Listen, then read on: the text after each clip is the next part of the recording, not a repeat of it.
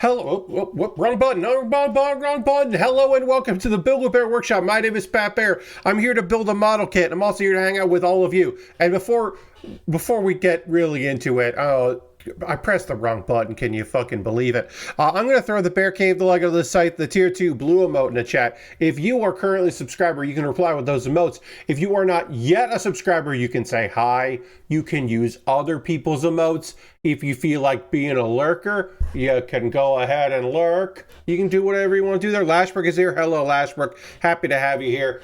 Haven't talked about this in a while. Just a quick reminder that I've got a subathon here. There it is. So be sure to check this out. Friday, the 6th of February, starting at 3:30 p.m. You just read this information along here. I got goals for subs, and I've got all kinds of things happening there. A bunch of different things and things. See the world of Fallout 4 that I have done with its many, many mods and all kinds of other stuff. It's karaoke. I made the mistake. Not really a mistake. I archived the songs I want to sing, so I have a local copy, so I'm not playing it off of YouTube. That way we don't run into issues with it, right? And then I was like, oh, I should sing a couple of these. And I did that on Tuesday, right before I talked for 2 hours straight with very little pauses. And that wasn't the right call. Like, one song would have been good, but I sang multiple. That was silly of me. Levitronica is subscribed with Prime for 24 months. Thank you so much. Let's throw the Bear Cave Lego site tier 2 blue emote in chat. Thank you very much for your continued support. It means a lot. I appreciate you. Thank you for that. Let's throw some emotes in the chat. Thank you for the support. I hope you're well. So yeah, I got karaoke queued up for the 6th. I got some songs that I want to sing. They are some of my favorite songs to do at karaoke, including one that I only started doing in December. I went to a karaoke brunch, which is a monthly event at a bar that is, it's not a gay bar and it's not a queer event. It's just that all of the local queers decided, hey, karaoke brunch is our thing. And we're going to it. And so it is a lovely event. And I got conned into, or aka demanded, that I take place in a challenge, a karaoke challenge. They were doing that in the last hour of karaoke brunch. That people just get challenged to songs. And so I accepted a song that is on that list, which I've never done before, and I don't think I'm good at, but was really fun to do. So I'm going to do that if we get to that many, I can't remember the total. If we get to 60 subs during that streak, then I'll sing some karaoke, including a song that I will call it a challenge. Let's go to the overhead camera.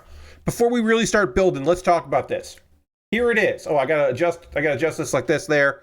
We'll get that looking like that. So I gotta tell you, hey, Lord Crashington, right now we are as close to accurate as I think I've ever been with an overhead camera. My Panasonic is nice. It's a very nice camera, but it's only as good as the adapter that I was using. And now I have a better adapter. It's an actual breakout box instead of a cord. I was using this. Well, technically I wasn't using the USB-C. I was using this. This was the adapter that I was using previously, a video capture HDMI. So from my camera, there is a cord that is, I forget what exactly it is, to HDMI. And then it went HDMI here right into the computer. And I will admit, this was not plugged into a USB 3 or USB 3.1 or 3.2.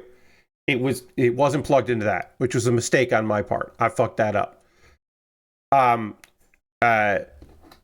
And so I moved some stuff around. I got an actual breakout box, which I can't show you because I'm using it, but I got an actual breakout box. I'm just going to put this back here so I remember that's where it is.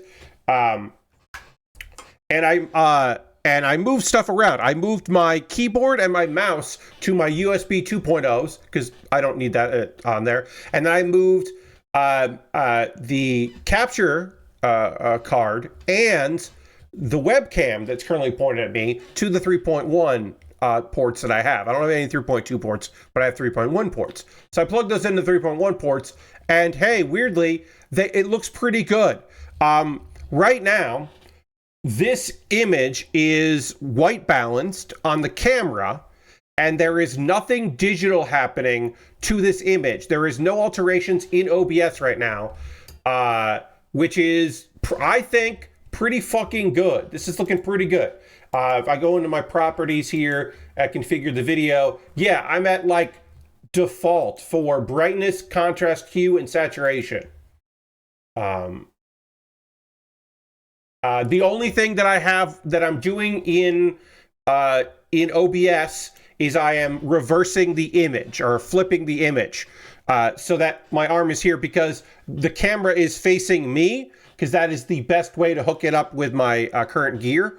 So normally it would be facing the other way. This would look like this, but I swapped it in software. I'm actually using a less bright light. I have this light that I only turn on for model kit building, and it's less bright than normal, which should make this room less hot. Also, that bulb was expensive, and I don't have to replace it eventually, which is nice. And I'll use it at some point. I could keep using it, but I don't have to, and that's awesome. I'm very excited about that. So I still have 3 lights on me. I have my light for me. I have 2 lights that are throwing light here for the build, one of which I use while I'm in the room, and one I only turn on for streaming. But I think it looks way fucking better.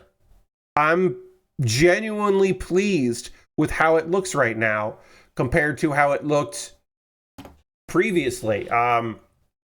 If I really quick, we'll just really quickly, just real quick, just bear with me here for a second. Mute the audio. Find an image here. Okay, so obviously, what I'm about to show you is not going to be a one-to-one, right? Because it is a video, a local recorded video that I then uploaded to YouTube, and I am showing it on a display capture. So it is not one-to-one. But if we go from, there's me behind me. So, right, obviously this is not one-to-one. But if we go from, actually the image isn't even, well, I got to fix that. That's right. My display is off here because I had to have it for tier maker, the tier maker list. So I had to kind of move this around. So that explains that. But either way, so obviously this is not a one-to-one easy comparison. But between this image and this image, like, it's better. Like, I guess I could even zoom in a little bit more because I'm like this. To me, that's a huge difference between the two. Maybe to you it's not, but to me, this just feels so much more clear. And I'm not even using a bright light that I had to use previously. So, again, I don't know. I don't know if it's just me, if this is a, I don't know what I would call it. If this is just like a placebo effect, that I am justifying the $30 I spent on a new piece of gear. And hey, I should say that. Thank you. Thank you to, of course, thank you to Mary Kish for the gifted subs last month. But thank you for everybody for supporting what I do here. Instead of buying a model kit for $20-something, I bought a piece of gear that should last me years and make every stream better. And I was only able to do that because my backlog right now is pretty high on kits. Because of the money that came in November and December, I was able to say, okay, well, I don't have to keep buying kits here. I can buy a piece of gear that I've been wanting and talking about for a while. And this piece of equipment has a pass-through. So if I wanted to hook up a TV or a monitor to this camera and have a raw feed of the camera, I could do that. Now, would I do that? No. But if I wanted to use this for capturing another device, then that would be kind of cool. Like if I wanted to hook up my Raspberry Pi, if I want to hook up my Raspberry Pi to this capture device and then have it pass through to a monitor, I could do that. That's pretty cool. If I wanted to capture my iPad, which I at some point I might want to do. I do have a Lightning or USB-C, and I have a Lightning to HDMI, so I could hook up my phone or my iPad and then capture it. Would I want to do that? I don't know, but maybe there's something that like I want to play on my iPad and I want to share that with you. I now have the means to do that. And of course, if I was playing something on my iPad, I wouldn't need it. But yeah, that is now a thing I could do pretty easily, which is neat. That's a neat thing that I have that option. So I don't know. I'm just chuffed. I'm just pretty stoked about this. We're going to keep working here. I've now talked probably too long about this, but I'm happy. I am happy with how this looks. I'm going to tweak it probably here and there. I mean, I imagine I will as I start building over time. Maybe it's not bright enough. Maybe I want to tweak the settings within OBS and brighten it up a little bit. I don't think I want to go to the brighter light, but maybe in software I can do that, because what I was doing previously was compensating for the lack of light by pumping up the contrast and the brightness. And I don't have to do that now, which is awesome. One thing I did want to say is this looks like how it looks to me. And that was not the case. This car, you may remember both this car and the model kit I made of this were much more blue on camera than they were in person. And this is not much more of a purple. You can kind of see the webcam, because I have filters on the webcam to kind of brighten up my own image, that it looks very blue. And that's how it looked here. And now it's more natural. So theoretically, the photos I take on my phone after every stream of the progress I've made, kits will now start looking more like that as I'm building. And there won't be much of a difference between the photos I'm taking. Like I could even, if I wanted to, instead of taking a photo of my progress, I could just take a screen capture of it and then crop it a little bit. And I could do it like that. Am I going to do that? I don't know. But I could now, because the actual image looks, it looks fucking good, and I'm happy about that. I know I'm just repeating myself, but I mean that's how I feel. Oh, we did everything on B. B is done. All right, we're making some progress here. I do not think we will conclude this kit build tonight, but I do think on Saturday we'll finish this up. I did a poll, and a brick kit from Mega is the thing we'll be working on next. It is a kit from a TV show I have never seen an episode of, but the TV show is based on a property I know very well. So I'm excited to work on that. Apparently the kit that I bought was an Amazon exclusive. So not that really means anything, except that it wasn't, it was only on Amazon. I think they thought it was going to be the show was going to be a bigger deal than it was. So but I'm excited to work on that. All right, we're getting all our nubbins cut off here, getting all that together, and then we'll keep working on all this. I got to do A1 and A2 19. I hope you're doing well out there on the old internet. I'm doing just fine. I'm excited to continue working on this stuff and hang out with all of you and talk about things and things. Thank you for everybody that was here on Tuesday for the Tier Maker stream. It was a really fun time. It will not be the last time that I do a Tier Maker stream, because I had a good time doing that, and so I want to do it again. It won't be like anytime soon, but I will do that. How's the weather looking for the weekend over in South Carolina, says Lord Crashington? Well, today we had a warm it's the calm before the storm. It was nice and warm here. I went for a walk and unzipped my hoodie by the time I was done with the walk, which is cool. And then it's just going to get cold. Now, where I am not preparing for ice or snow. That is not a thing I have to worry about.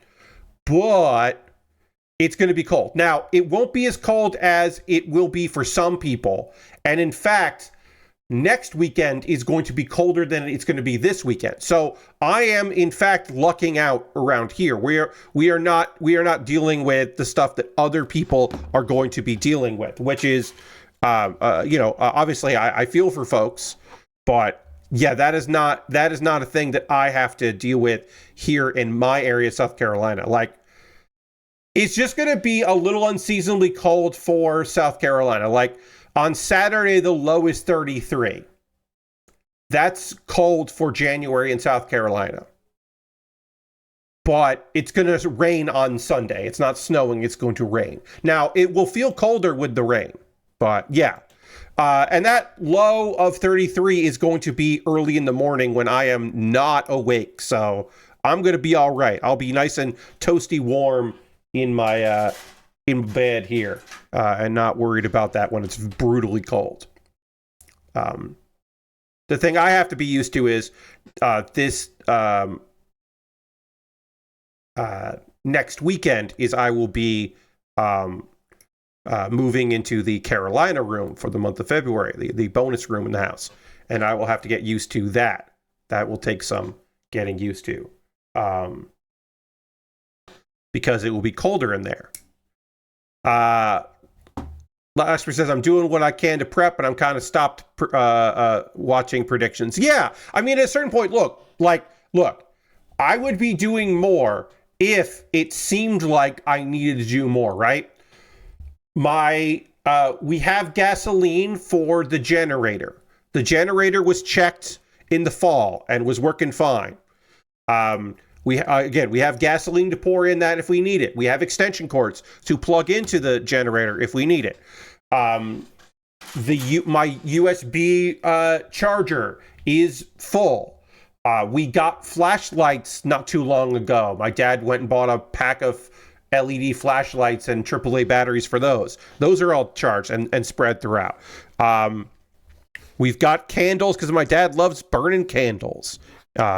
He loves, so we got candles if we need it. Like, we have food. Part of it is that we're getting, food that I am buying to freeze so that I have to go to the grocery store less. But yeah, there's still plenty of stuff in case things get weird this weekend. We're looking up to 6 inches of snow between Saturday through Monday morning, says Lord Cratchit. Well, good luck to you. Again, I'm not hitting anything like that. So I'm thankfully not concerned about that kind of stuff. But power outage, stuff like that certainly is a thing that I am not I'm going to be aware of and prepared for. But because really around here, the thing that is not necessarily even that it's going to be super, super cold because we got good heat. It's that if the wind starts getting wonky and crazy, then the power could go out. Because the power lines are all underground in this area, but the transformers are above ground. And so sometimes the cords that go from the transformers to the underground have an issue, or the transformers have an issue.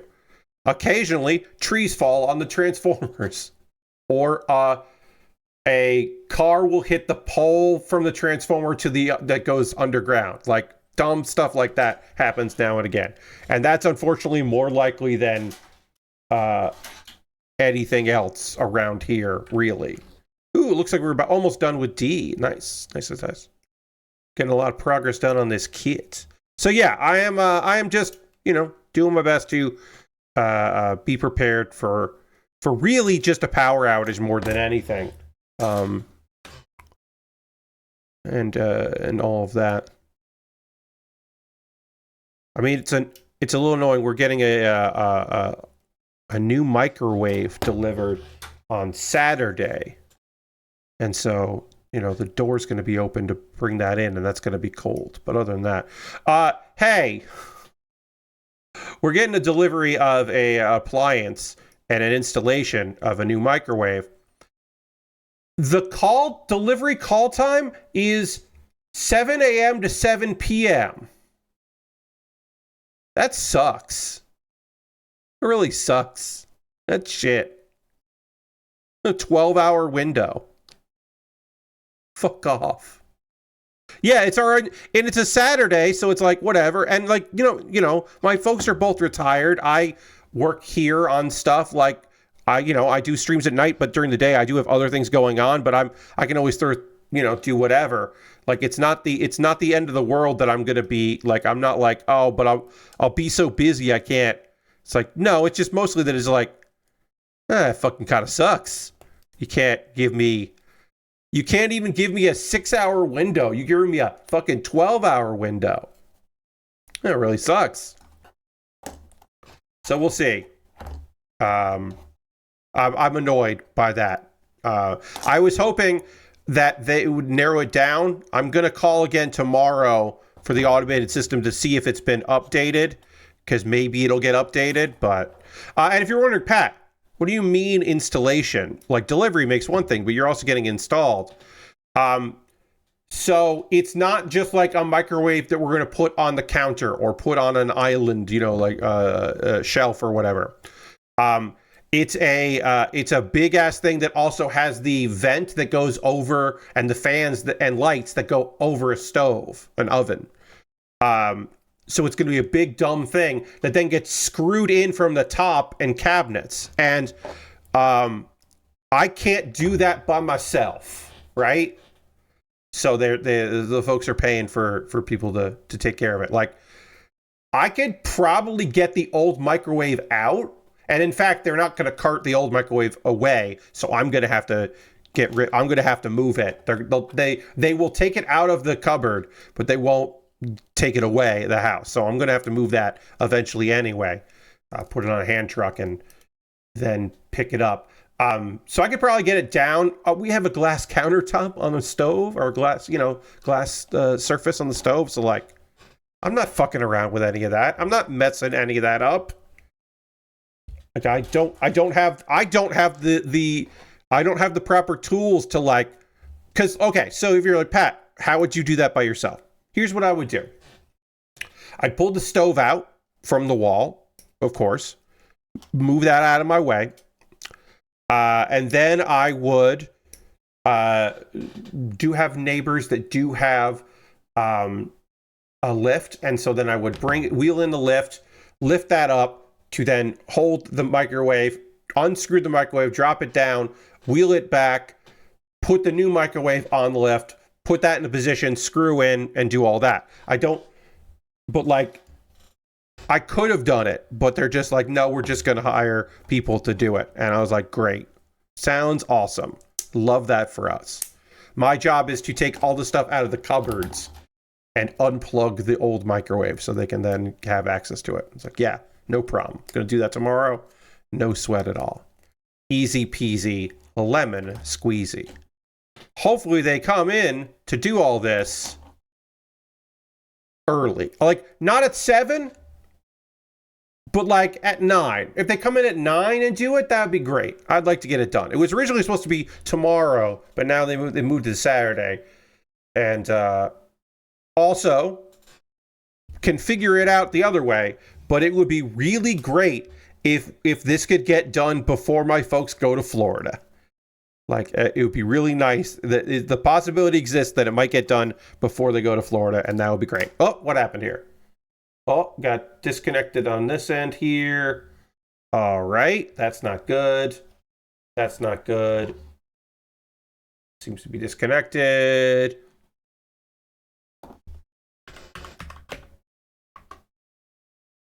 All right, well, that's not good. It seems connected here. Well, we're locally recording, so I'm going to keep the local recording, and then I'm going to stop the stream, see if it actually stops, and I will I'll hopefully reconnect. Hey, local recording, I hope you're doing well. I'm going to see if we get reconnected here. Hopefully we will.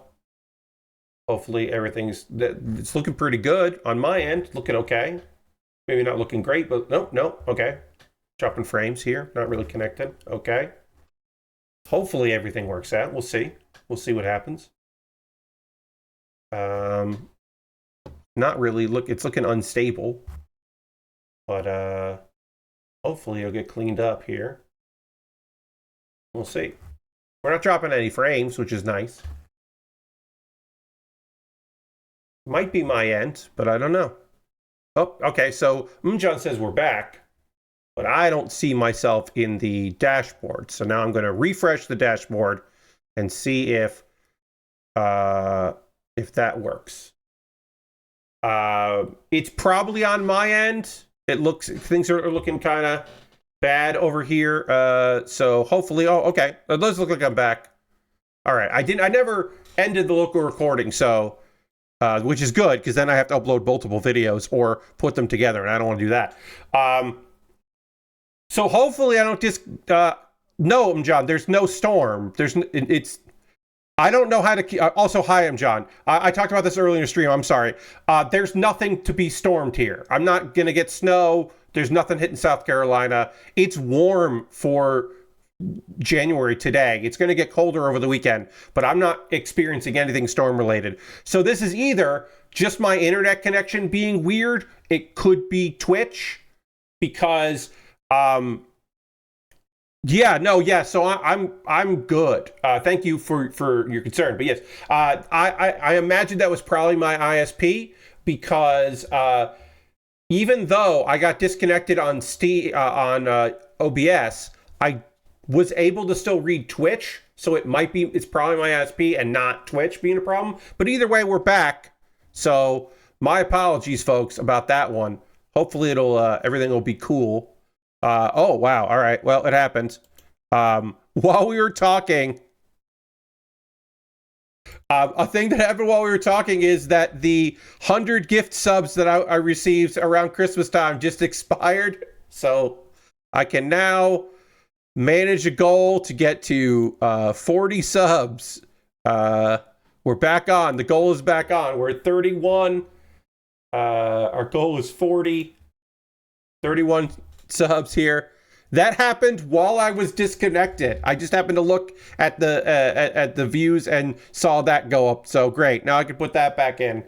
The first unlock is at 30 for my my February subathon thing, where I open a box of useless trivia cards. I just wanted to have something that was accessible. Also, we might drop below 30 by the time we get there. You never fucking know. So yeah, now, God, I was hoping that wasn't going to happen during the stream, but I did get gifted all those subs during the stream, so it makes sense that it happened there. But yeah, going from 131 to 31 does hit hard. Like, I know there were gifted subs; they were just a gift, but they, from Twitch via Mary Kish, but it still feels like oofta. Number go down, and it's like, oh yeah, number went down. Okay, so let's get this connected. Let's panel line this, and then we'll continue to do things and things. So this is gonna go like that. Snaps in, and of course these open up into all of that. I don't know what we were talking about. Oh, we're talking about the microwave. Yeah, big microwave got mad. But anyway, we got a microwave coming. I'm excited to have that, and hopefully it actually does come on Saturday because I want to get this done before my folks go to Florida, because I don't want to deal with it. I mean, I will deal with it, but I don't want to deal with it. Really, I want to get it done because I don't want to have a microwave in the house until my folks come back. We do have 2 cars in the house. They do take one of the cars to Florida and leave the other, and I usually just turn over the engine. I pull it into the driveway because it lives in the or out of the driveway into the garage, and then I turn it over like once or twice while they're gone. But I don't drive around in it. I could in an emergency. It is nice to have keys to then operate it in an emergency. We should panel line this, but I don't use it.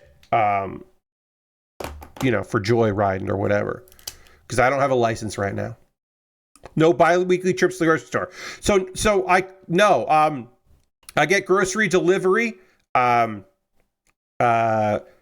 which it works out fine. I load up on a lot of stuff and then go as long as I can without getting a delivery, and then I get delivery. And that's generally how things roll there. I can walk to the nearest grocery store if I really wanted to. It does involve crossing like one street that's kind of busy, and I don't like to do that. So if I need to, I can bike or walk to the grocery store. I've never biked there because the lock and chain I have are really bad. So I don't like locking up the bike with that. But mostly I just I walk sometimes if there's like if there's like two things I really want, it doesn't make any sense for me to get a food delivery. So sometimes I'll go for a long walk and do that. But for the most part, I just get delivery of that stuff. And take care of all that and do my best. You know, sometimes stuff runs out, or I'm getting somebody to deliver something and they just don't get the right thing. They just get a weird thing, or Kroger is out of the thing that you asked for. Then I'm like, there's no fucking way. You just couldn't find it. That's okay. It's not the end of the world. It's just really annoying that you can't find the thing that I'm asking you to find. Like, it happens. I don't love that it happens, but it does happen on occasion. It's not the end of the world when they can't find the stuff that I'm looking for, but it is a little frustrating now and again when I make requests for things and they're like, oh yeah, we don't have that. It's like, yeah, I know they do. It's fine. But yeah, I make do with what I can and how I can. I don't mind if it's going to be cold while my folks are gone. It's just that if it's rainy a lot, 2 years ago, it was really, it rained almost every day for like 3 weeks.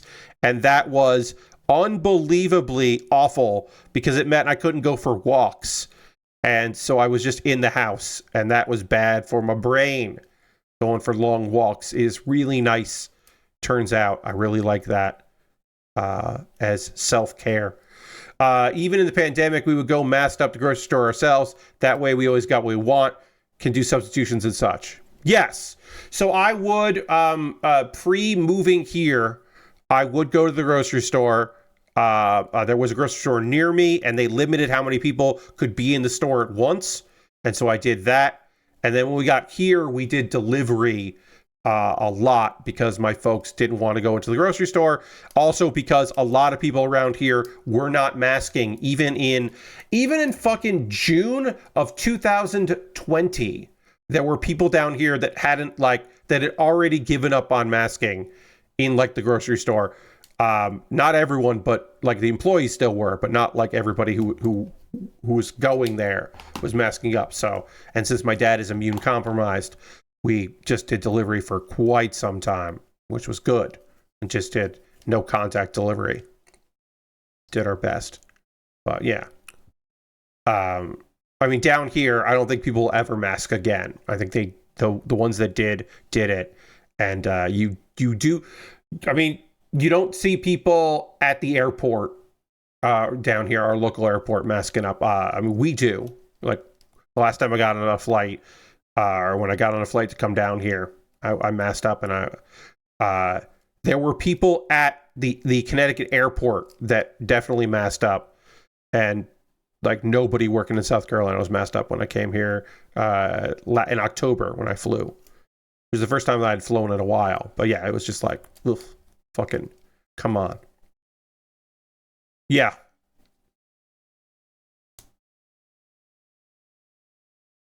Walking distance for a nice market store. Yeah, John, I in New York, I was very close to a C-Town. We had a C-Town right near us.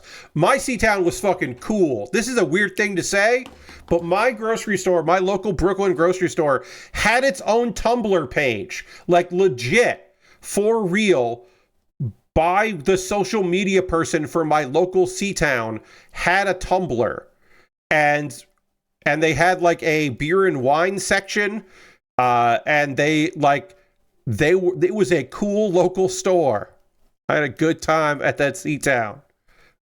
So I was a loyal customer for that C-Town. Did they have all their personas on it? I don't believe so. I don't believe there were any C-Town personas there. But yeah, they were. I always said this, like, no, like legit. It wasn't like a fan thing of like, oh, our local C-Town. It's like, no, this C-Town has a Tumblr. It was a weird. That is a weird fact, a weird but true fact about that C-Town. It's good times. Good times. I'm doing a little panel lining here. So there's a bit of news here. We should talk first about there was a developer direct. A couple cool things came out on this one for today that aired. First party studios and stuff. There was a lot about Forza 6, which makes a lot of sense that they would talk about that. You know, I don't have much to say about Forza other than, yeah, I mean, that's a pretty good looking video game from the trailers. Looked pretty nice. It's coming out on March 19th for PC and Xbox. And if you want to play it on the PS5, you got to wait till later this year. That is the closest they've said. So there will be somewhat of a timed exclusiveness, but on console anyway. But it is coming out later. Apparently there'll be 555 cars at launch, which is a lot of cars.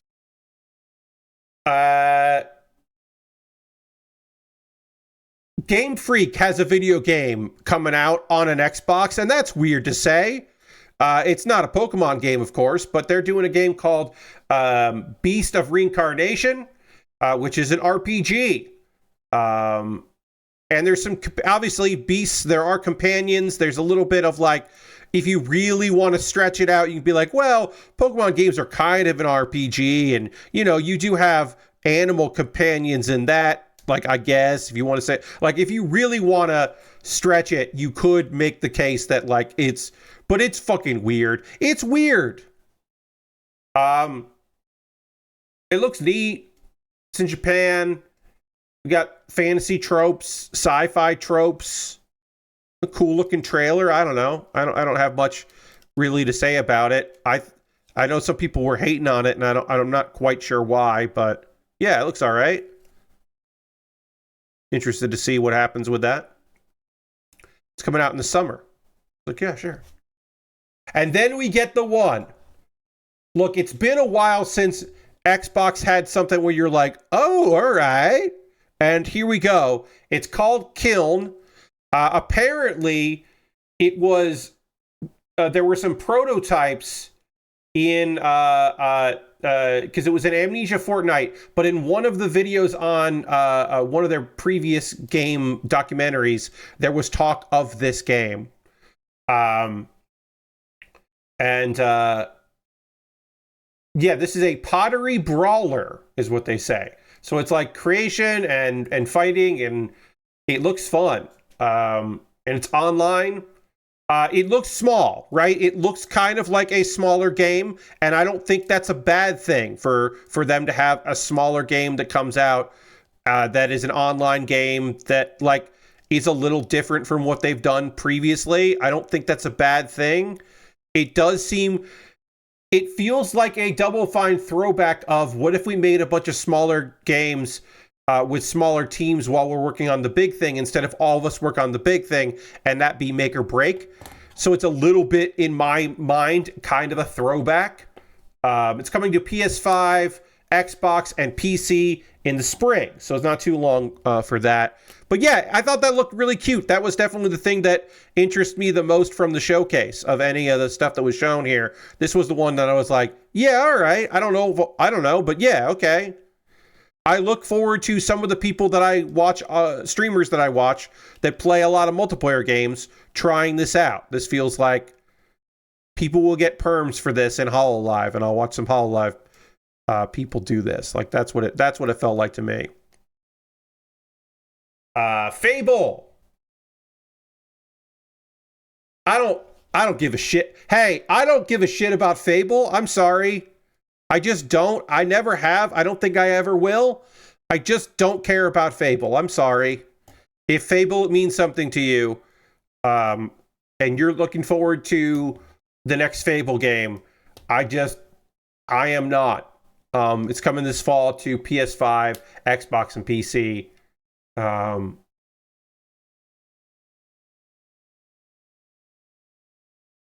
they've got like I don't know. People were excited about the combat. Autumn, yes. Yes, you're right. You're right, Dirty. Thank you, Dirty. If I'm talking about Fable, I should be saying autumn, not fall. It's coming this autumn. But yeah, I don't know.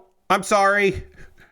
And I am genuinely sorry. I'm not like sorry, not sorry. I am genuinely sorry if you're psyched about Fable, but I just have never cared about Fable. I've been a Peter Molyneux hater. And so when he was talking about the original Fable, I was just like, yeah, that sounds like shit. And so I just never got into it. You know? But yeah, people were talking about the combat looking like it's different from previous Fable games. So maybe that is something that you can hold, get stoked about. I don't know. Get excited about? I don't know. I'm sorry. I don't know. Wings are on. Hell yeah, the wings are fucking on, everybody. Look at that. Look at that. We got wings and things on this kit. Looking cool. We're going to fold them down like that so that I can put the kit down. Now we got to do a gun, and we got to do the shield, and then I don't think we're going to finish this kit tonight, but we might. We might finish this kit tonight. I don't know. Maybe I'm wrong, but we might. We might do.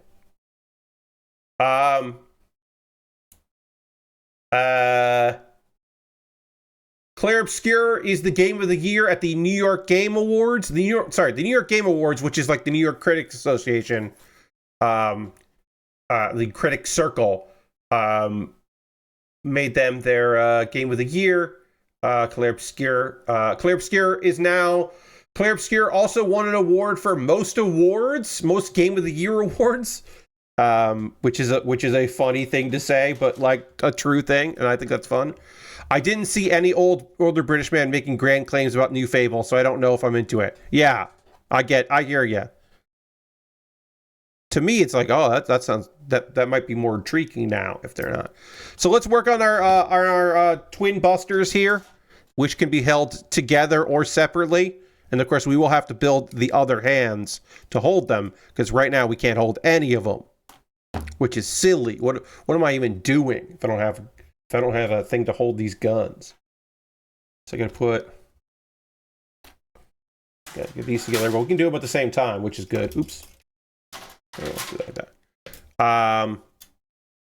Let's see.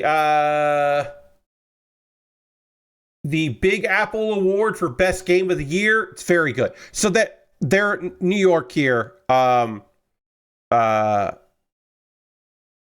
Mario Party bonus stars. Yes, Lasbrook. So there were some good. I think I forget about this every year. Is that the New York awards have good dumb names? So they have the Big Apple Award for Best Game of the Year, Claire Obscure. The Off-Broadway Award for Best Indie Game, Blueprints. That's that. The Herman Melville Award for Best Writing in a Game, Blippo Plus. The Statue of Liberty Award for Best World, Hades 2. Tin Pan Alley Award for Best Music in a Game, South of Midnight. Great White Way Award for Best Acting in a Game. You get it as Broadway, the Great White Way. That was for Jennifer English for her work in Claire Obscure. Excelsior Award for Best New York Game went to Ball Pit. A little nod to Stan Lee, New York's own Stan Lee. Coney Island Dreamland Award for Best AR VR Game went to Luminous Arise. Central Park Children's Zoo Award for Best Kids Game, good bit, to Donkey Kong Bonanza. The A-Train Award for Best Mobile Game is This Seat Taken, which is very fun. There are no subway moving around, but there are trains you move people around. And Is This Seat Taken? Also, nice to see Is This Seat Taken won something somewhere. That makes me happy because Is This Seat Taken rules. So it was nice to see that have some sort of recognition. Let me get... this is going to go...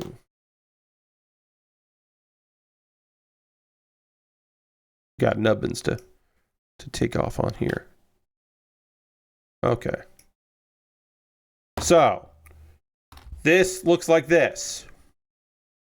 This goes in like that.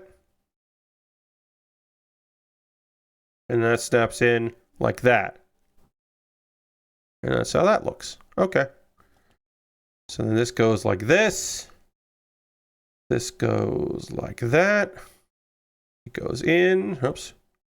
And snaps in.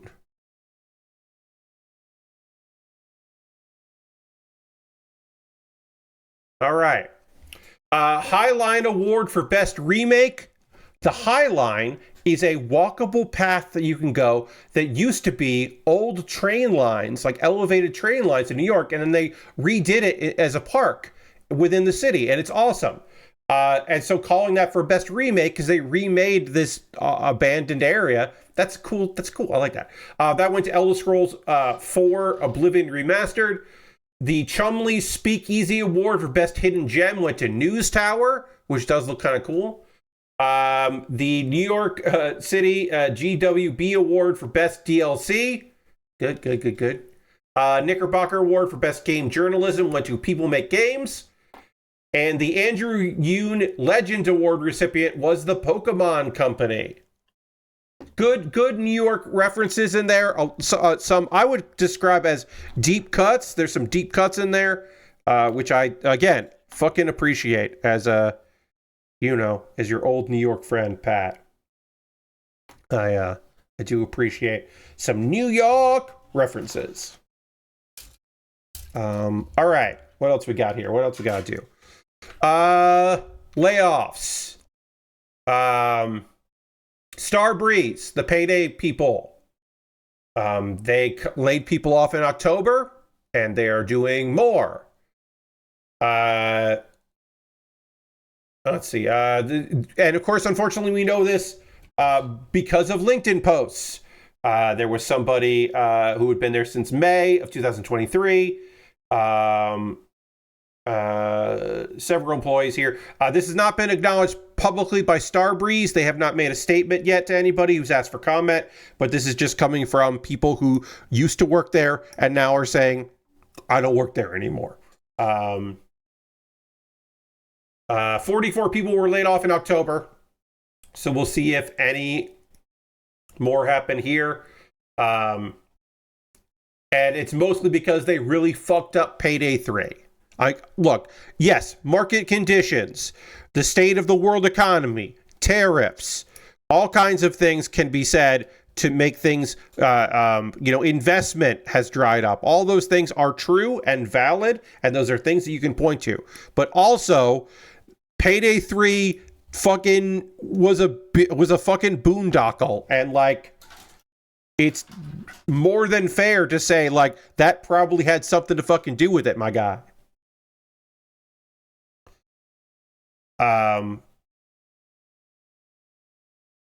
If you live in New Zealand, hello. It's strange you're watching me because I don't feel like I have much representation in New Zealand by any stretch. Hello, happy to have you here.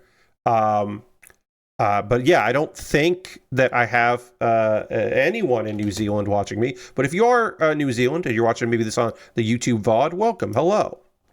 I'm sorry that you don't have any EBs. Very soon you will have no EBs left in your country. As you may be aware, GameStop some stores in the world didn't go with GameStop. They went with Electronics Boutique. Well, those are all closing in New Zealand on the 31st. GameStop-owned EB Games is reportedly Electronics Boutique. All of its New Zealand stores January 31st, and the distribution center closing on February 28th. So in New Zealand, I guess if you want to get games shipped from EB, you'll have a little more time to do that before everything goes tits up. That appears to be the case anyway. This is according to a report by RNZ, which is a news. The outlet claims to have reviewed an internal memo sent to employees the second this month, penned by EB Games Australia and New Zealand Managing Director Shane Stockwell. Yes, because in Australia, it's also EB still. But yeah, it appears that they're getting out of Dodge here.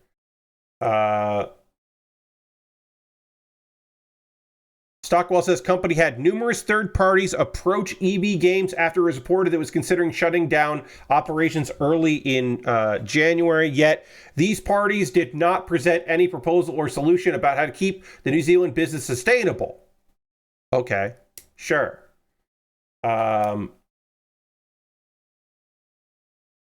Apparently there are 38 EBs in New Zealand as of right now that are going to shut down.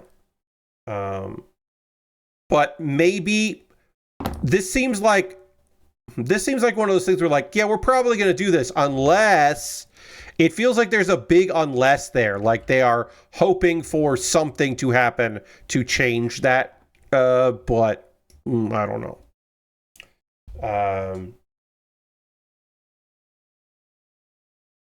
They lost a lot of money in 2024.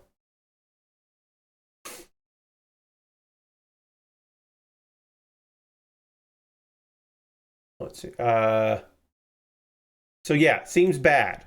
Meanwhile, in America, there are layoffs in GameStops to try to raise the value of the company so that the CEO can get a big payout.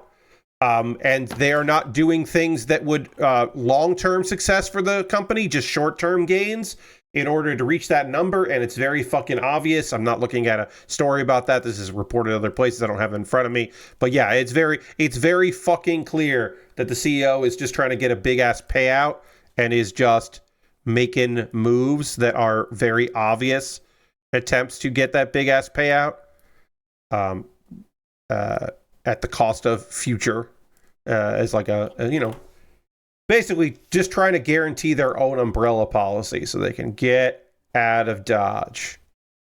Which like, yeah, I guess you do that. I guess when presented with that, you try to figure out how to get yours and keep yours. Like I get it. I think it sucks, but I get it. F233 is this piece here. And let's see. Oh, okay. We're done doing the 2 at a time. Now we're doing the 1 at a time. So where we can move this over here and we can do this. We got some nubbins to take off from that. And then we can get E7. So yeah, I was like, what am I doing here? It's like, oh, okay. We're just doing one gun now. And then we'll do t'other gun after that. More layoffs, unfortunately. The makers of Wildgate, Moonshot Games, are reporting some layoffs here, confirming layoffs. That is the game Wildgate came out in July 2025. Is a sci-fi shooter. I remember it coming out, but that's about the extent of it. Dreamhaven. They put the game out. They brought it to Epic, the EGS, in January of this year, and there was a bump, but they were hoping for a bigger bump to sustain the things, and that is apparently not come to pass. That is not happening. So layoffs happened, which fucking sucks. Let me see here. Basically, they're like, we laid people off so we don't have to close the studio, which is like fucked. It's just the fucked reality of this, right? It's like, well, here's hoping there was, it would be nice if there was some other way, and maybe you should, figure that shit out. I don't know how, we don't know how many people it looks like.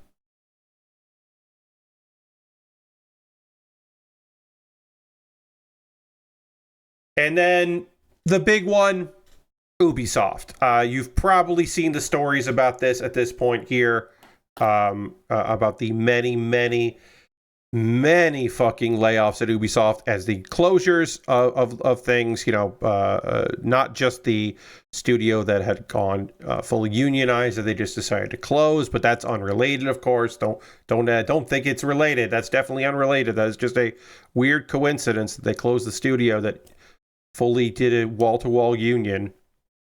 That's crazy, Pat, that it would be anything but that. It's got just a strange, weird coincidence. They closed a bunch of studios. They canceled a bunch of games. They canceled the Prince of Persia Sands of Time remake, which they've been working on for like so many years. They stopped and restarted it. Like at some point, they probably should have canceled it a long time ago instead of just consistently rebooting it and working it. But like, yeah, lots of layoffs. It almost came out a few years ago. Yes. Like at a certain point, it probably needed to get canceled, where it wasn't going to then mean that a bunch of people had to get laid off because, oh shit, well, we don't have anything for them to work on. And now getting rid of all these people and then hiring new people eventually at a lower cost is going to really make things make sense. And then, of course, there's like a long thing about creative houses and all this shit that's like totally nonsense. I have an ad break apparently happening here. Because I got disconnected and reconnected, an ad break happened. So that's a pain in the ass. Sorry about that. That's very frustrating. But yeah, my fucking ad stuff got reset because I got disconnected from Twitch. That's really unfortunate. That's annoying. But well, it was only 30 seconds. Sorry, everybody that had to watch an ad there. But that is unfortunately something that is unavoidable because of the goddamn disconnect that I had.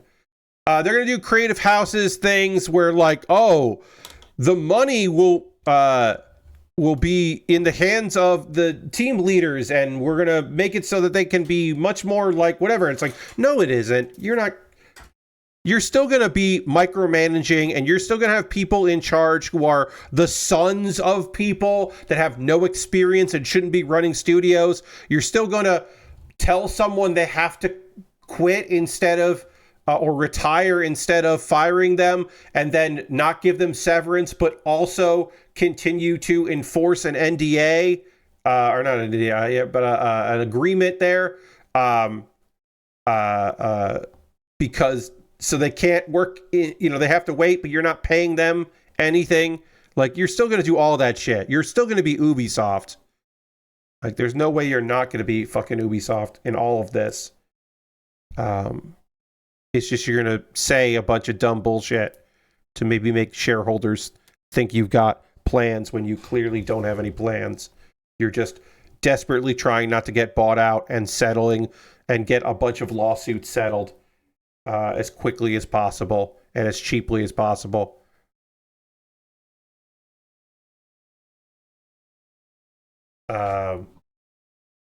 But yeah, they're doing a bunch of fucking houses and they closed a bunch of stuff. They closed some studios. They laid off a bunch of people. But apparently, Beyond Good and Evil 2 is still going to come out, everybody. So don't freak out. We're still going to get somehow, apparently, Beyond Good and Evil 2 is a game that they're still working on and they're still going to put out. So that's a good indication of where Ubisoft is and where Ubisoft is going. Is that they're still fucking liars. They're still giant goddamn liars. And they should not be trusted. Is that they're still saying they're going to fucking put out Beyond Good and Evil 2. Like, yeah, all right. So, no. So you're not putting that out. That's just, it's just, that made me laugh a lot when they were like, oh, yeah, that's still coming out. It's like, no, it's not. That's not coming out. Beyond Good and Evil 2 is the highest form of vaporware that could possibly exist. There's just no way. All right, I gotta put, this piece needs to go in here. Got a really tiny piece that needs to go in here, and then we can take a pause at the cause, and we just get this tiny piece in. Oops, nope, that doesn't go like that. How does this go?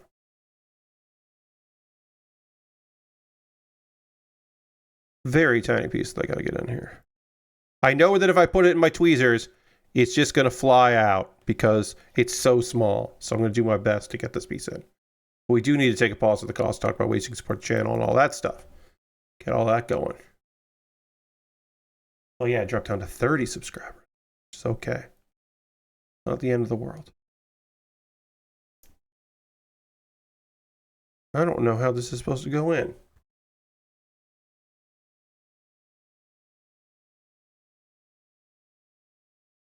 There's this little piece that pops in here, but I don't see how that works. Tiny little piece that pops in like this, but I'm not sure how it fits in and where it goes. And every time I line it up, it like almost falls out. All right, I'm gonna, It's got to go in here because that's the only, like, I'm looking at the instructions. It's like, okay, so there's this piece that goes here. We haven't done that yet, but there's a piece that goes here, and then this piece goes in there. And I don't see where that is, the hole for that is. So I might just not do it. Because I don't think it's going to affect anything if I don't. But yeah, nothing I do fits into this. So I don't know where that's supposed to go. There's So yeah, so I'm going to put that aside, and I might figure out how to get that in there later. Right now, I think it's supposed to be like a little scope, but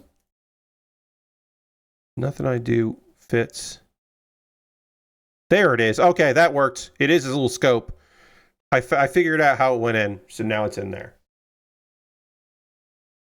Tiny little scope. Wouldn't have even noticed it wasn't there. All right.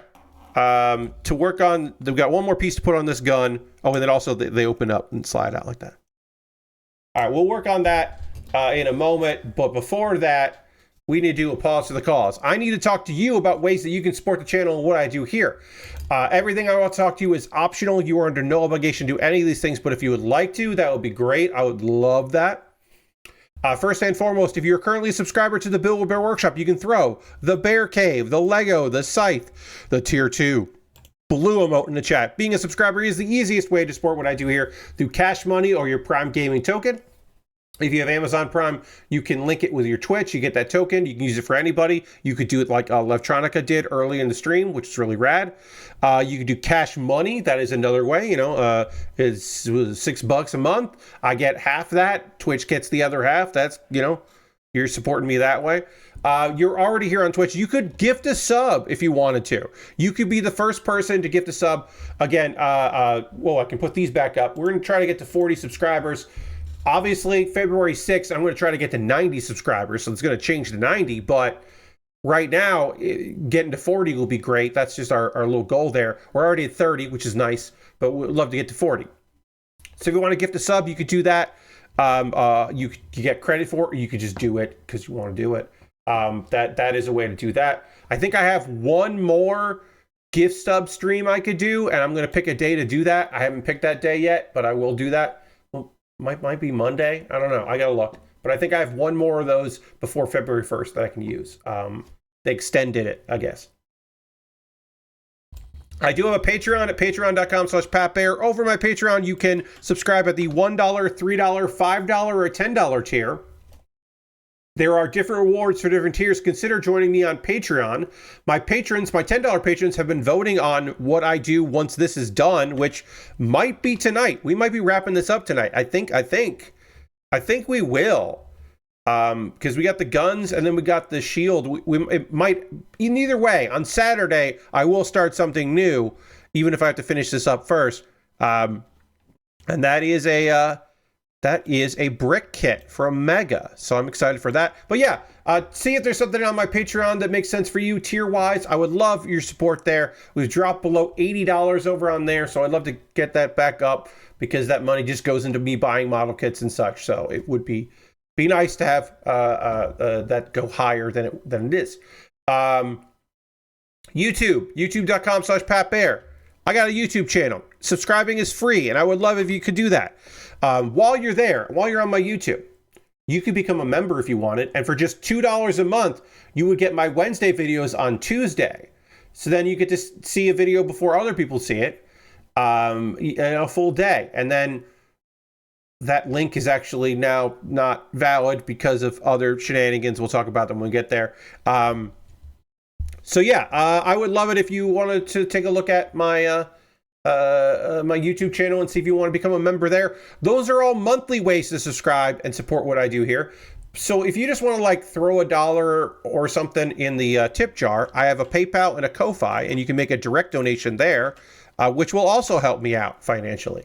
Everything I make through those direct donations, through YouTube, which includes AdSense, so watching my videos helps me out, through Patreon and through Twitch, all goes into a fund. And from that fund, I pull money out to buy model kits and Lego sets. And then also gear. Like I said, the new adapter I'm using for my overhead camera, the breakout box, I bought because of your past generosity.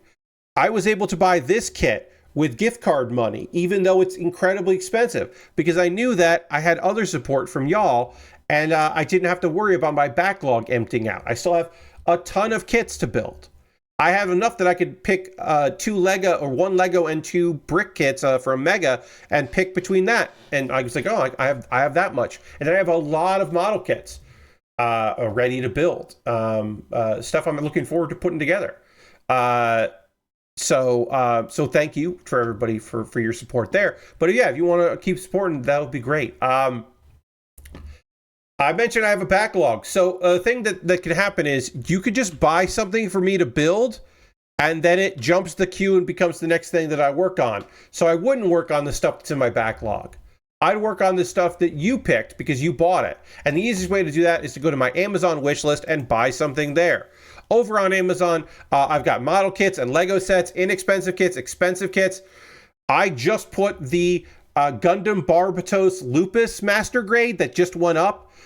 That's an incredibly detailed kit that would take forever to build, and it's incredibly expensive. So that's on my wish list. I don't think I'm ever going to work on that kit, but maybe.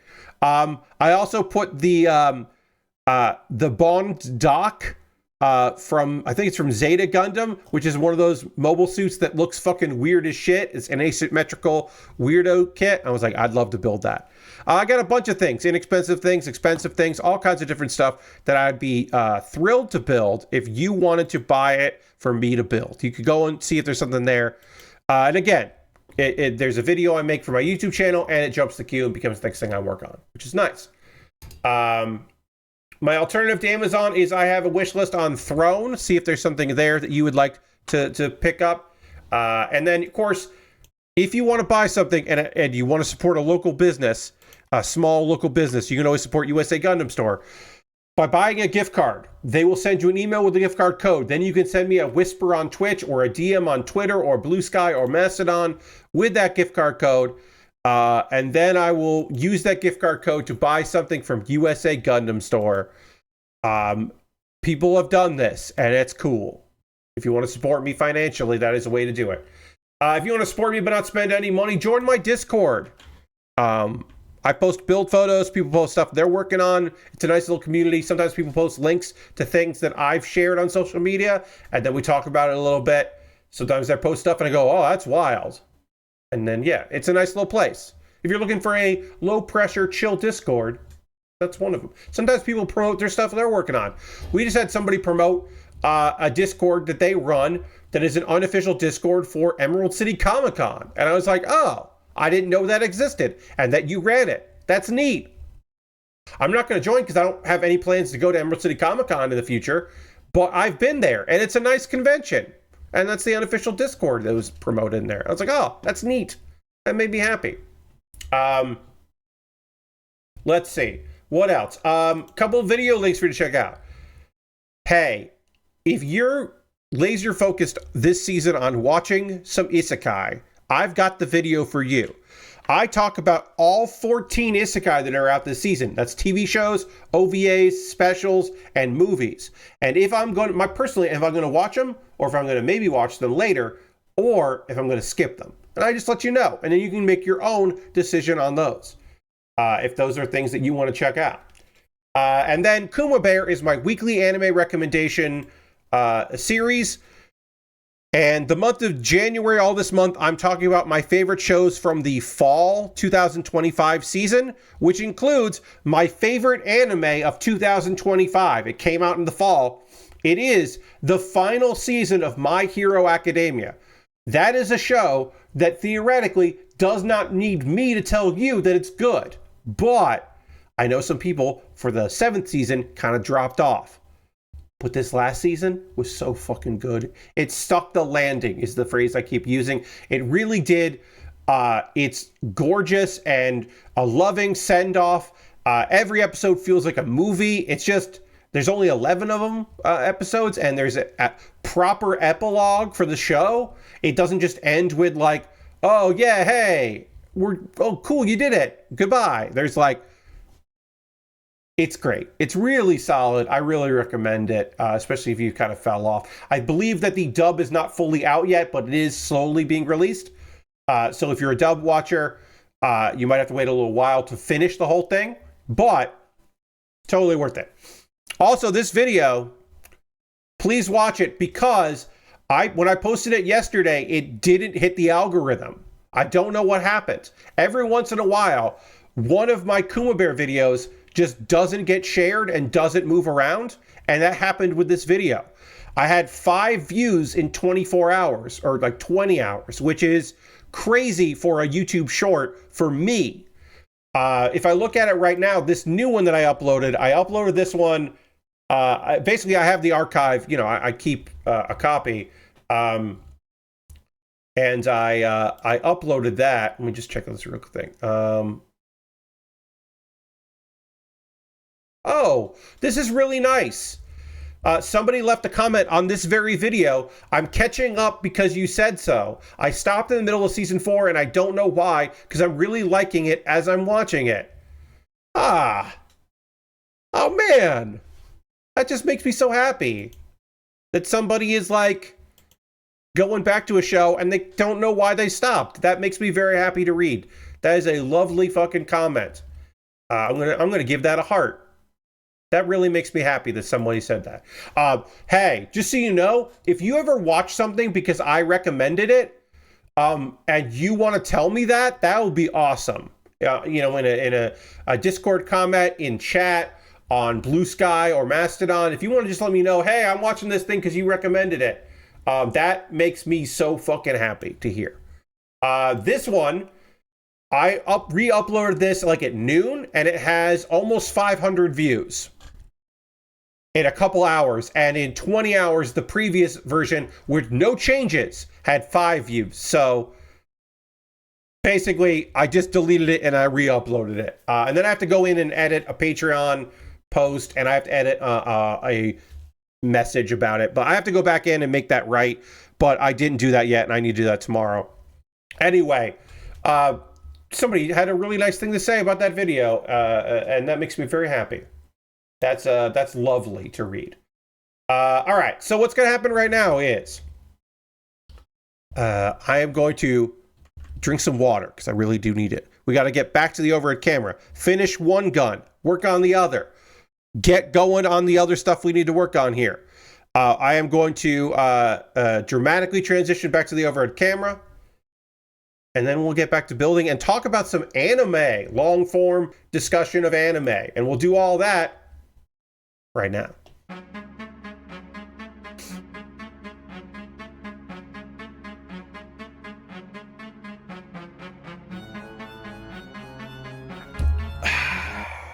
All right.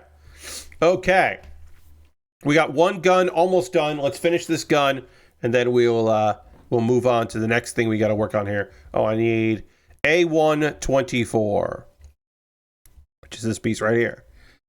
And then I'm going to talk to you about 2 Boys Love Isekai. Can you fucking believe it? There are 2 Boys Love Isekai airing at the same time, day apart, and I'm watching both of them.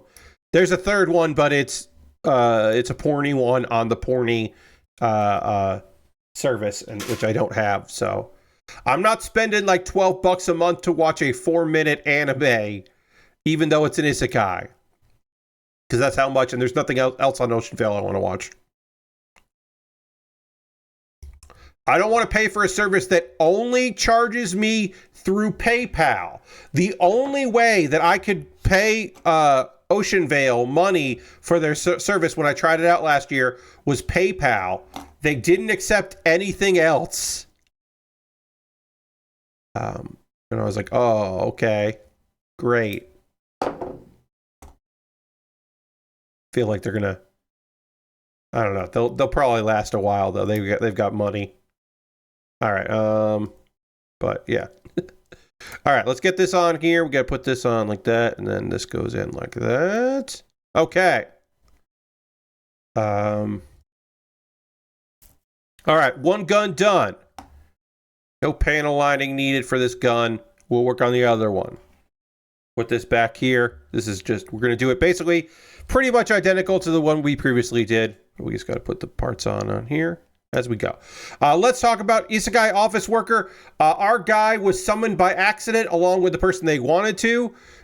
He is a workaholic in his previous life, and he is he links working with personal accomplishment, like doing well and keep working. He is not equipped for this world, like physically equipped for this world, like chemistry wise. And the big solution to that was that Erish, the knight who is looking after him, or the royal guard who's looking after him, had healed him because he keeps taking these energy drinks that have magic in them. He can't deal with that. Healed him using magic, and then that made things way worse because he shouldn't be using magic because his body can't handle it. So the solution to that problem was that they had sex to regulate the magic within his body, which is as I said last week, that is a fan fiction, a slash fiction ass excuse to have characters have sex with one another. And then I think Aresh isn't necessarily looking for like it to become serious at this point anyway, but he was looking for our main guy, Shirishiro, to at least acknowledge that it happened and like something. But Shirishiro is kind of in his own little world. Like he's probably grateful that he was helped, but he's not like, I don't know. He's not a people person. He is not like making moves to like talk about what happened and acknowledge that or anything. Like he's just kind of in his own little world doing his own thing. All right, we got that together. All right, so then we need this piece here, which I believe is the last F piece that we need, and then some of the small D pieces that we just did on the other side. We got to do this again. Shirishiro is still having headaches because he's not sleeping properly. He's not eating properly. He's still working too much. And so even though it was very bad for him, he's still reaching for tonics and trying to buy tonics, which he still thinks of as energy drinks, although there's obviously more to it. So Erish notices that and heals him via kiss. Because, he's still got the headache. He heals his headache with a kiss, which is, again, maybe more romantic on one side, even if it is practical and feels very fan fiction-y. It's still human. It's still human interaction, and our guy should be able to acknowledge that more than he is. Because Shinichiro is very confused about what's going on. Thinking that maybe Sutro, there's still this fear that he is going to do something. They're like, hey, how come you don't interact with Yua? who is the girl that got summoned. And our guy is just like, we didn't know each other before the summoning, which is true, but also they did have a falling out because Shinichiro did try to give Yua like some advice of like, hey, this prime minister guy, like, I don't know, you should be a little bit wary, and she did not take that well because she is young and impressionable. So that's the actual reason they had a falling. They're not communicating, is that he's not, like she got mad at him, but he does kind of cover for it by saying like, oh hey, yeah, we didn't really know each other. Aresh is like, hey, why don't you like ever fucking delegate anything? Like, what's going on here? Why aren't you delegating responsibility? And he's like, I'm trying to solve this crisis that you have. And the reason why you're in this crisis is all you did was delegate, which is like the most honest our guy has been probably at all. And, not necessarily the right way to say it, but he is accurate in saying like, hey, you're in a big mess because you delegated too much. And now it's my job to pick up the pieces of that, which is like fair. He's not saying it great, but it is fair.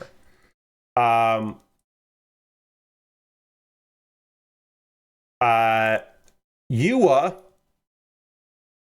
shows up, and apparently Yura has developed a crush on Aresh, apparently. She does not have much interaction with him, but, he's a handsome guy.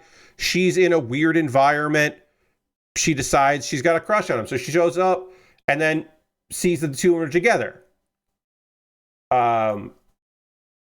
Urias is jealous of this, but decides that he can't be mad at Aresh, so he's going to be mad at Sechiro and says like, hey, you're interested in her, huh? And he's like, no, she's younger than me. What?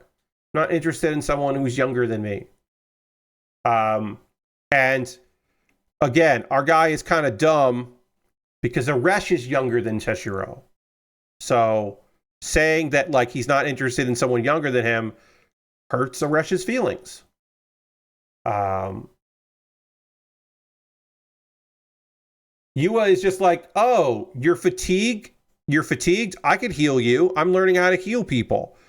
Aresh is not just worried from Seshiro, but also worried that his connection to Seshiro will disappear. So he drags Aresh off. Aresh drags him off just to make him feel better. He's also worried because Yua doesn't have good command of her power yet, so she really could hurt him. But he's like, well, I could put a barrier around him, like a new barrier, but we'd have to have sex to have that barrier work.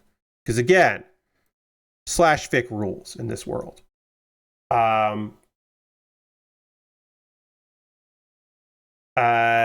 Apparently, Aresh is starting to do his own work, and a coworker is like shocked that he's doing his own paperwork now. Like he is, like that conversation they had has had a positive effect on him. He's now doing his own work, and he does ask about, a friend. He does ask for guidance about age gap relationships. He is like, we're now in episode 3, but like, oh yeah, like we knew in episode 2 that to Aresh this was the start of something, but he is still kind of figuring that shit out, which is good. We like that. So Orjeff says like, look, more than age, your big issue is probably different values. You're coming from different worlds, like literally coming from different worlds. Didn't say that, but that's what he means. And then Camille says, I'm going to be sending Yua and the Order of Knights to the Demon Forest. We're dropping some kilobytes here. Hopefully we bounce back. Sorry about that, everybody. Hopefully we bounce back here. We didn't get disconnected, so that's a good sign. We didn't get disconnected. We did have a a drop here. That's frustrating. Hopefully we'll bounce back and everything cool. I had no internet problems today before this. No problems at all. So that's frustrating. All right, our guns are done. Instead of starting the shield right away, let's put the hands on that can hold the guns, right? We'll do that because these hands can't hold guns. So these fists don't hold guns. So let's do that. The episode, basically they're like, hey, I'm going to be sending some people out, so I need you to do the paperwork to calculate the budget. And then the episode ends with the cliffhanger of Seiichiro being attacked by two people. Is this related to Yua? Is this related to money that was being stolen and that he's trying to make right? Is this jealousy about Aresh? Is this a misunderstanding? We don't know. We don't know what's going on here, but we do know that our guy just got attacked here, and that's the end of the episode. Cliffhanger. I do like this interpersonal stuff happening. I like how this is just a guy trying to figure out how to deal with all of this, and people from different worlds. It's not star-crossed lovers. It's complicated. It's messy. It's I can't tell you for sure that our guy is neurodivergent, but he really fucking reads as neurodivergent. And that adds another element to it. Certainly. That is interesting. And yeah, I'm really liking this show. I look forward to the next one. Got to find out what happened to our guy here. Is Aresh going to come save the day? What's up? What's happening? What's going on? What's going on here? What is this? I don't know yet. We'll find out next week. This has undergating on it too. What is I'll tell you what, it's going to be a while until I do another real grade, because there aren't any that I haven't done that I want to do. But also, it's good that it'll be a while before I do another real grade, because these are very dedicated, very complicated kits. But goddamn, it looks fucking good. The fact that these aren't stickers, this is plastic, makes me so fucking happy. All of these pieces are plastic. There's no stickers on any of this. And you would normally see that. Makes me so happy that is the case. Oh, so nice. Anyway, a show that is less openly gay, but definitely still is queer, is still a boys' love show, but is a little bit more of a wistful one, is A Gentle Noble's Vacation recommendation. This is a story of a guy that gets randomly summoned to another world. He's also from a fantasy world, so it's not a big deal for him. And he was paying somebody named Gil to kind of look after him. And Gil is a guy he doesn't party with people. But Lizelle, or Liz, as some people are going to refer to him, Lizelle, has magic. He can summon guns, which is fun. It's a fun little skill. The end of the second episode, Gil is like, I don't want to work for you anymore, but I do want to hang out with you while you're here on your vacation, I guess. Let's party up. So this is a show with all boys. There's so many boys, and they're all attractive or handsome or pretty boys. And now we got boys paired up together, and people are scandalized by this, that Gil is forming a party, because he's always worked alone, but now Gil and Lizelle are a party, and that is shocking to people, which rules. It's cool. It's cool business. All right. Let's keep going here. Let's work on we'll start the shield. We're gonna finish the shield and then transform this kit probably on Saturday. I don't think we're going to finish this because there's still a lot left to build on this section here. Still a lot of layers, which is great. So we'll get that when the E38 So yeah, they're a party, and people are scandalized and shocked by this. Um, there's a whole long discussion. That there was the noble Ray who showed up. Ray is in charge of the military police. He shows up and he's immediately like loves Lysel's whole fucking vibe, and he's like, "You and I should be friends." It's very fun. It is like very much like I am into whatever this is. I love it, and so they're friends. And so he's like, "Hey, both of you should come over to my place and see my collection of relics," which Lysel is very interested in, because in this world, there are artworks that are like, they depict real historical events, and they're like memories of labyrinths. They're like projections. It is a cool piece of business that it is a unique thing that he has not experienced before. So he's very excited about that. And one of these, it's basically just like holographic artwork, and one of them shows Gil defeating a dragon, like cutting its head off, and so it's cool. And so, inadvertently, Gil gets to show his cool side to his new partner in crime, which is fun. It's fun bit of business. All right, so this goes through like this, and then this goes. This locks in like that. Okay, so that just goes up like that. And then...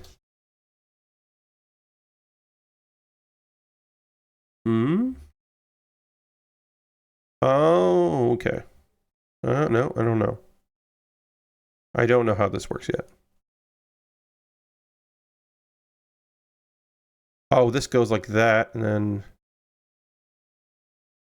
Nope, I don't know what I'm doing here.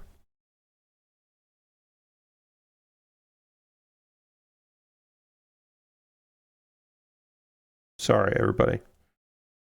This is confusing to me. I'll figure this out. All right, so this piece goes like this, and this goes like this, and it feeds in like this, and then it stops about here and lifts up, and then this piece has to go like this.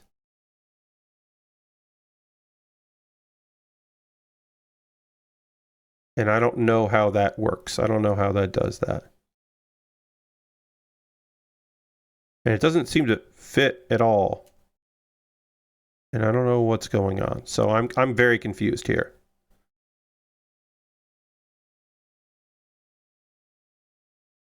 Am I doing this wrong? I'm doing something here very wrong, and so I apologize.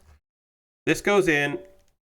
This is C9. This is this piece here. It goes in like this. And then this butts up here like that. And then oh, there it is. Jesus. I don't know why that was so hard, but that was like pulling teeth for me to figure out, and I don't know why.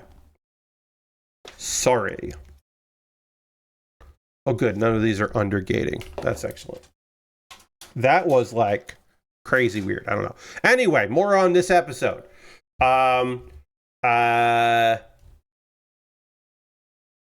Ray gives Lysel an introduction letter if he ever visits another place called Markeda. Lysel goes to meet with the appraiser, who is a guy named Judge, which is a good name for an appraiser for that character. His name is Judge. And he bought Lysel's sword.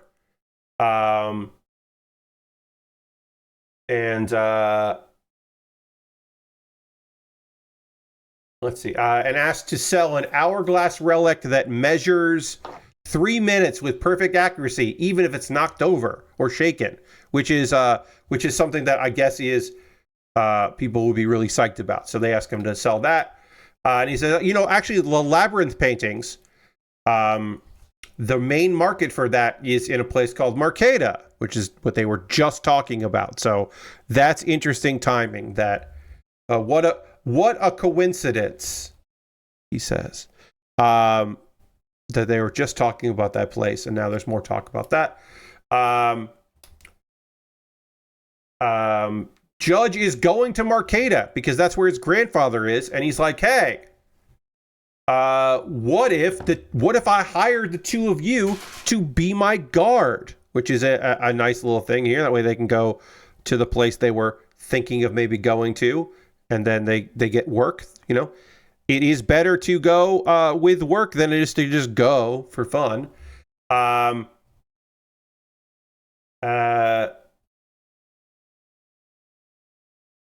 Stud, who is the guild master, is suspicious of this whole thing. But Lizelle just thinks, oh, you're just going to miss him. Like, it's just like, oh, that's cute.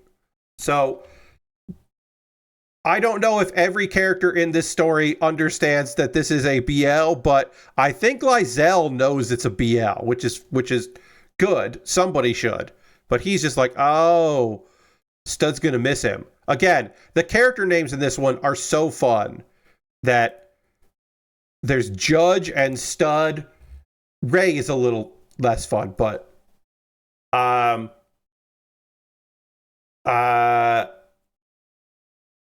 so apparently a bunch of some guys show up to be some guys who think that Lizelle isn't up to snuff and are probably just jealous that the solo guy is suddenly partnering with him.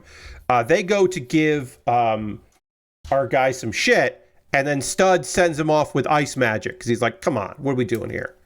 Lizelle probably didn't need the assist, but he'll take the assist. And really, he's just doing it because they were having a fucking conversation. Like, is he looking out for Lizelle? Yes. But also, he and Lizelle were talking, and these guys just show up to be stupid. Like, know your place. Like, what do you think you're accomplishing with this? And then Lizelle is just like, does Stud have a crush? Like, is there a crush forming here? Is that what we're doing here? Like, he's starting to suspect there might be more going on. They set off on a journey to Marcata, which is going to take 5 days. And on the way, they are attacked by green hyenas. And we get to say more action from Lizelle as Lizelle defeats them. I will say this right now.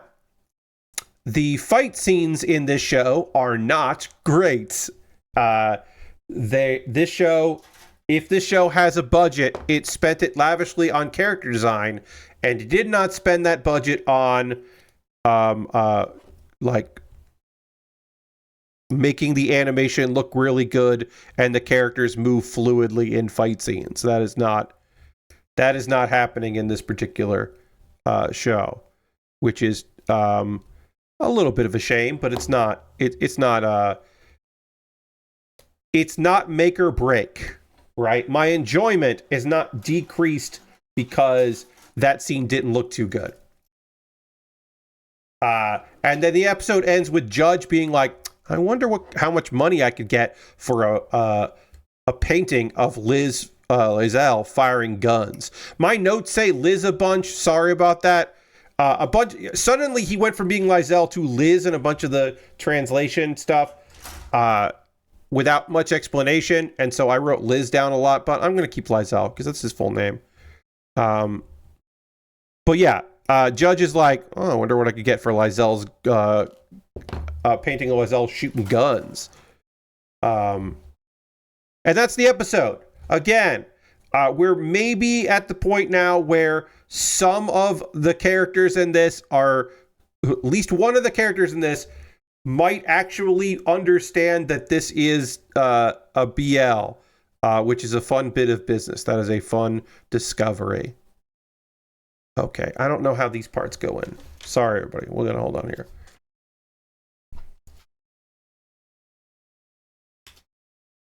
Okay, when this is connected, these like lock like this.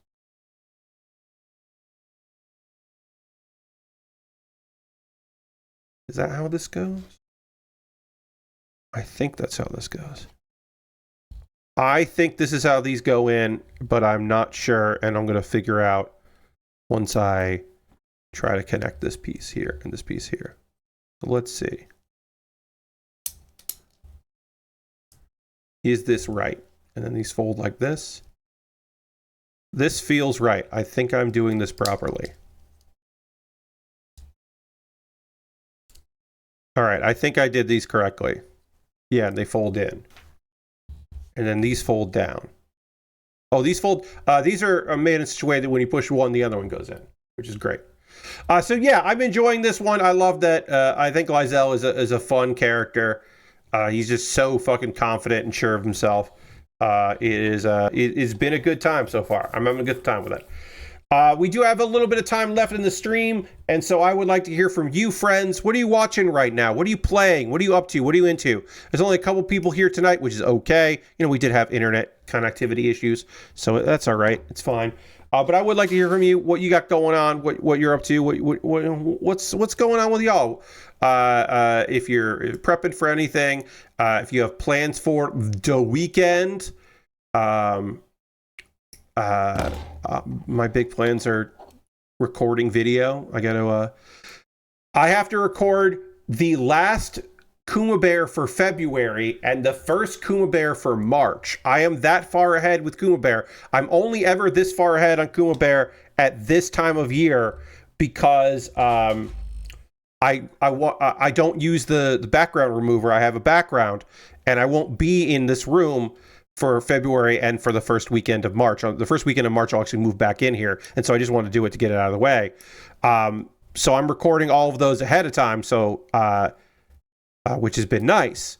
So I have that to record this weekend. Also, I have to record probably on Sunday the Q&A for the month for my Patreon Q&A. The only exclusive content I make is that Q&A, and so I need to email. Actually, I need to send out a call for questions. I do have one question. But I would like 2 questions. 2 is usually good. If I can get 2, I'm happy. But I do need to get that. Hopefully, I can get that on and I record that on Sunday. I think I'll do that. So yeah, and then, you know, it's not going to be snowy here, but it'll still be cold. We'll still have a stream. Oops. I'll still have a stream on Saturday. That's the way out here. Okay. This thing, hopefully this piece is not really locking in place, but hopefully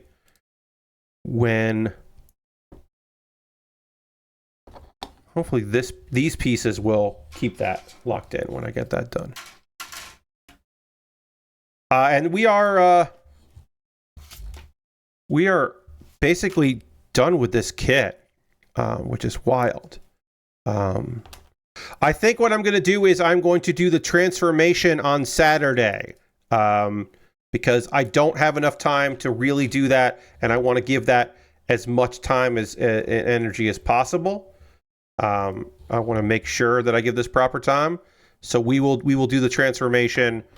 We'll panel line this and do the transformation on Saturday. So we'll say that. John says, I'm watching a surprising amount of concurrently right now. Wash It All Away, Isekai Office Worker, Oshinoko, Frieren, Trigun Stargaze, Genosha, After War Gundam X, Turkey, Time to Strike.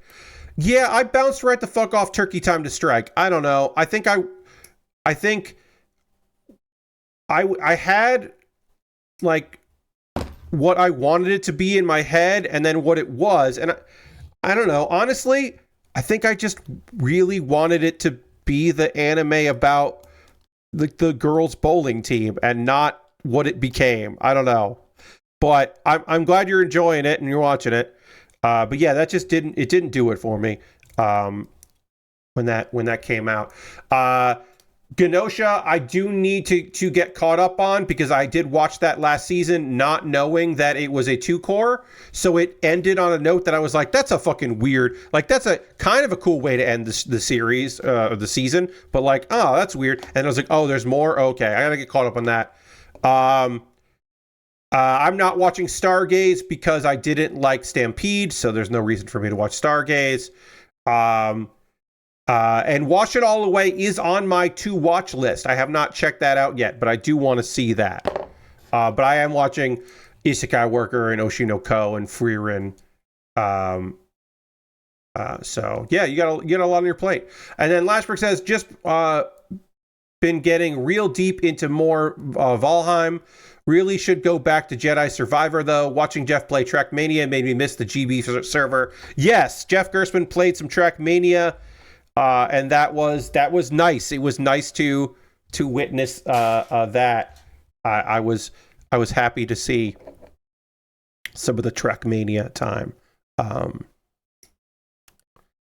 So yeah, I am going to quickly panel line this, and then on Saturday I will do the transformation, and then I will start the new build, and that new build will of course be okay.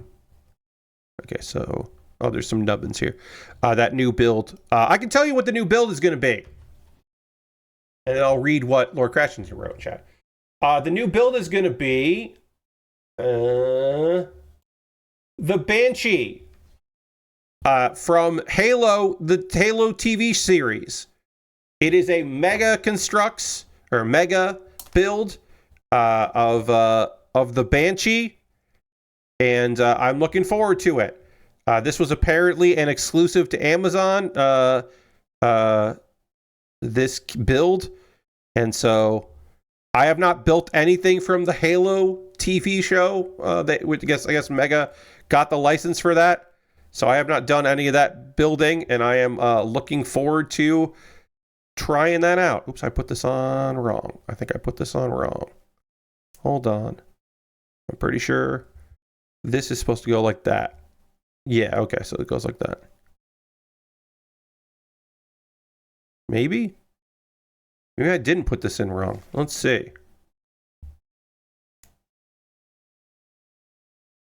I thought I put this on wrong, but maybe I didn't.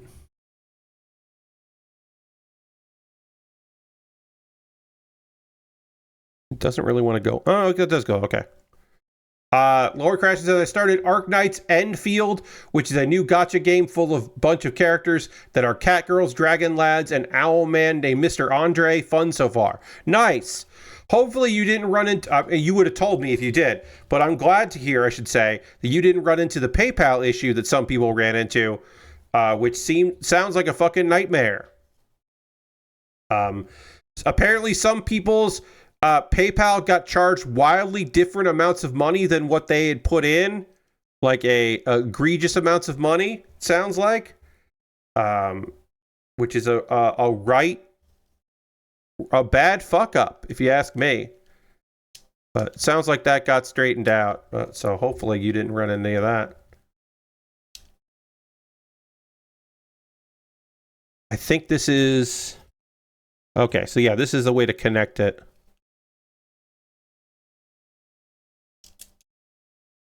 And this is going to move around when it's time to. Nope, that doesn't do it. Oops. I don't know how this works. I just assumed I knew how. Oh, is it going like this? Oh. You're playing on PS5, though I don't plan to spend any money on it. Nice, yeah. I mean, you know what? If you really like it, you have a good time with it, you want to buy a thing, like, I think there's nothing wrong with that. Just be careful, because it sounded like there was some issues with payment stuff. I don't know how this piece goes in. I don't know how this piece goes in. So we might not even panel line this tonight, because I might spend the next minute or two trying to figure this out. We can always just panel line this tomorrow. Not tomorrow, Saturday. You know what I meant.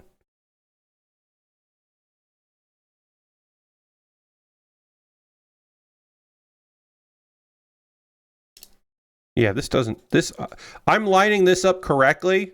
Like, this piece needs to go into this. That, and it's not, and I'm annoyed by that. There it is. There we go. And then you can snap that on. like this here for the shield. The hooks on this one seem to have some Astroneer Death Stranding style building of stuff to extend your HQ operations further on this planet they're trying to colonize. That's neat. All right, so we will panel line this, and then we will build the transformation here in the next stream, and then work on that brick kit there. But we are basically done with this other than that, which rules. That's rad. But again, we do have to do the transformation. And here's the thing I will tell you, folks. I will read this before Saturday. I will read through all of this before Saturday so that I can give you a better understanding of what's going on there, or I will have a better understanding of what's going on with how to transform this, and so that I'm not just like looking at this dazed and confused to put it in Neo Bird mode, which is apparently what that's called. I had forgotten it's called the Neo Bird mode. But let me just really quick, is there any parts I have to add in here? I don't think there is. It's a real grade, so it shouldn't require additional parts. It should all just transform. Yeah, it all transforms. It all transforms. Okay. And then there are some stickers I could put on here if I wanted to, and I don't want to, so I'm not going to. There are additional stickers I could do, but I'm not going to bother because it's a real grade and it looks fucking gorgeous. So yeah, that's I'll keep the stickers, but I probably won't use them. That's it for now. I want to thank y'all so much for being here. I apologize for the disconnect, and I'm glad people stuck around. I appreciate y'all for that. I will be back on Saturday at 9 p.m. Eastern time to transform this kit into flight mode, and then also start working on that Banshee, which will be very fun. And I hope you come back for that. We'll have anime to talk about. There'll be other news stuff, I'm sure, that will come up. We are going to go on a raid. That is how we end every stream around here. We're going to go find someone doing cool stuff and go spend some time with them. As Umjan says, we always end with a raid, and Mjum is right.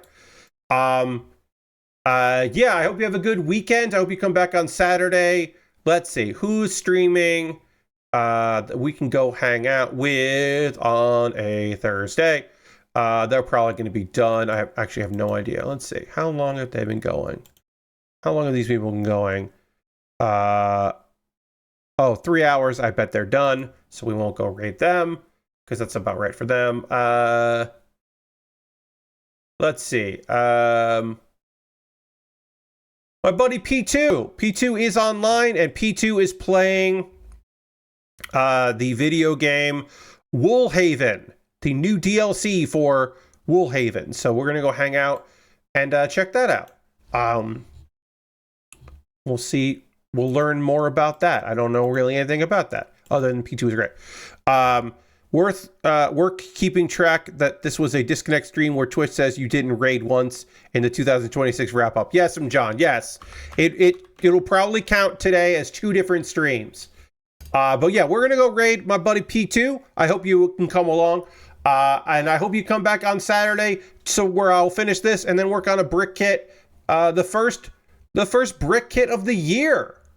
Crazy. Thank you all so much for being here. Have a great one. I'll see you in the next one. Goodbye, everybody. Goodbye, goodbye, goodbye, goodbye, goodbye, goodbye.